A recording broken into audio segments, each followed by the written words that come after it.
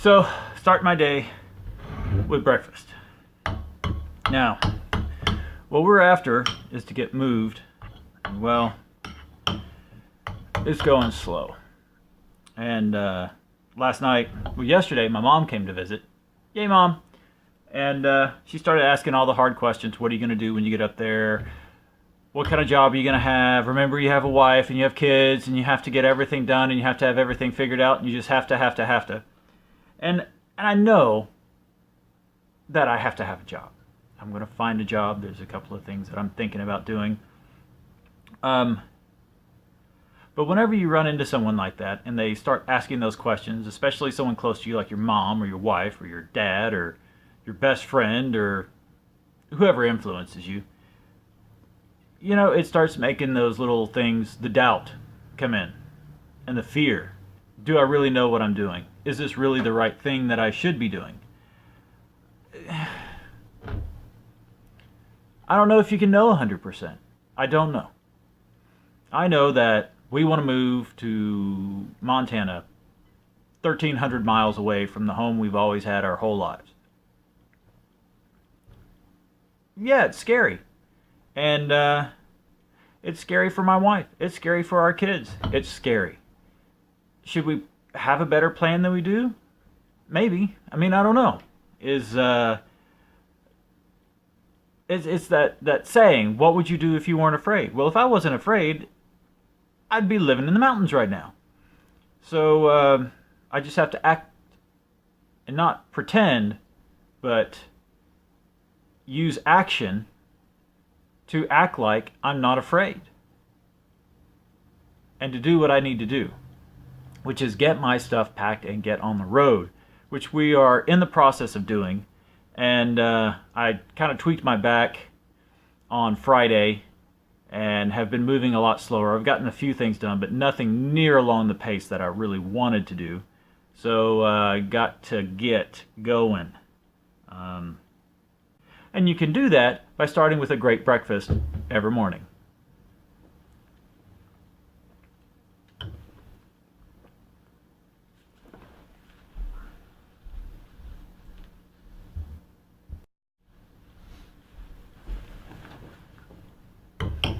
That was hot. Ooh. Blow on it next time. So what would I do if I wasn't afraid? I don't know. A lot, I guess. Today, I'm going to finish moving. That's a really big statement. I'm probably not going to finish moving. I'm going to try to get finished packing. There's a lot of stuff left.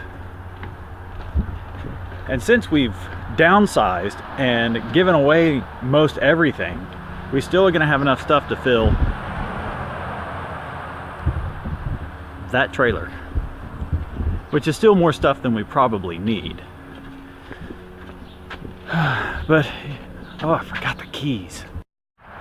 Got the keys. Workshop.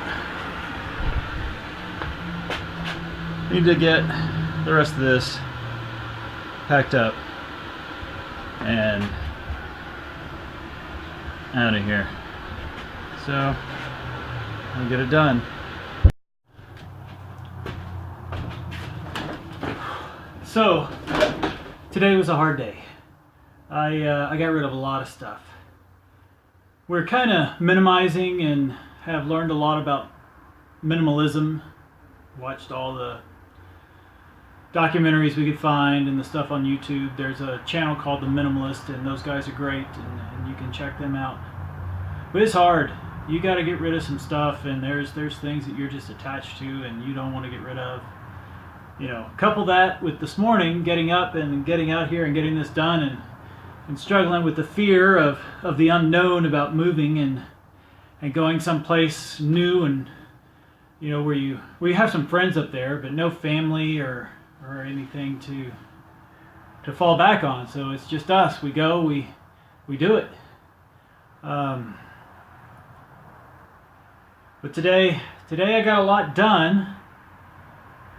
Not enough, because we really want to leave in about 4 days.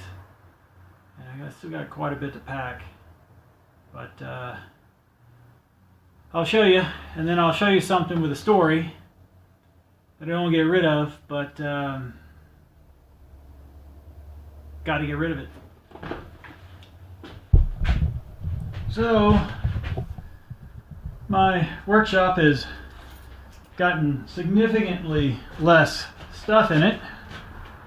I still got quite a few things to pack yet, but it was completely full earlier, not so full now. Got some room left in our trailer to pack up. A few odds and ends in there, and we'll get it done. But I'll show you something that's kind of neat. So Fords used to be my favorite truck. My favorite body style was this one. That right there is a 1993 Ford F-150. Yep, 1993. My wife's grandfather, who was a very close friend of mine that I cared about dearly, bought this truck brand new in 1993. He used it on their ranch, which has been in their family for about 140 years. I don't know, I don't think it's going to start. I was hoping there was enough battery life to get the odometer to come on, because this truck has 50,000 miles on it. And it smells like the ranch. It's in northeast Texas. There's a lot of iron ore and red clay, and just the inside of the truck just smells like that ranch does. And it means a lot to us. Not in here. I must have taken him inside. He loved Domino's. His Domino's were in here. The truck is pretty much like he left it. It had been sitting in their barn for a number of years. Some pack rats got in it, chewed up the wiring. It wouldn't start or run, so I went and got it and cleaned it up, got it running.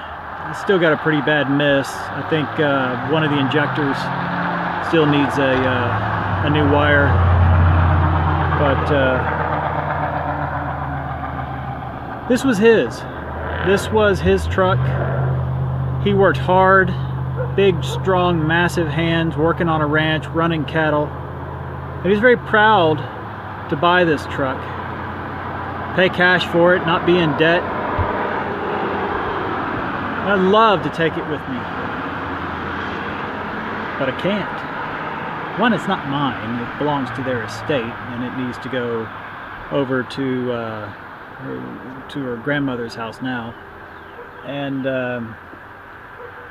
it's not four-wheel drive, and that's kind of important in Montana. I mean, you don't have to have it. Not everybody does have it. I get that.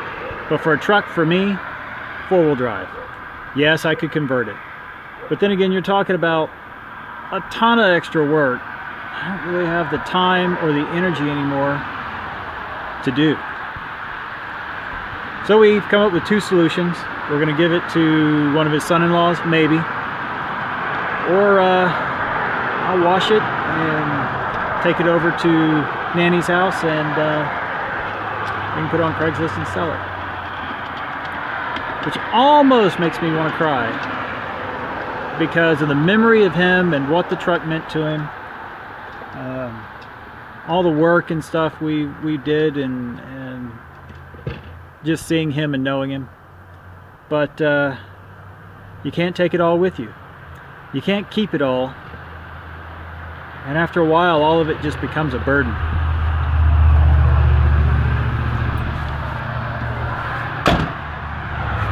Oop, left the keys in there. But I got to move on. I got to get this stuff done, and I really got to get this stuff packed. So that's going to be tomorrow. I want to have that workshop of mine cleared out, which I really need to do because I sold the container, and that fellow's going to want that container, and he doesn't want all my junk in it. So I'm going to get that done and get this filled up. So I will see you guys tomorrow, and we'll get it done.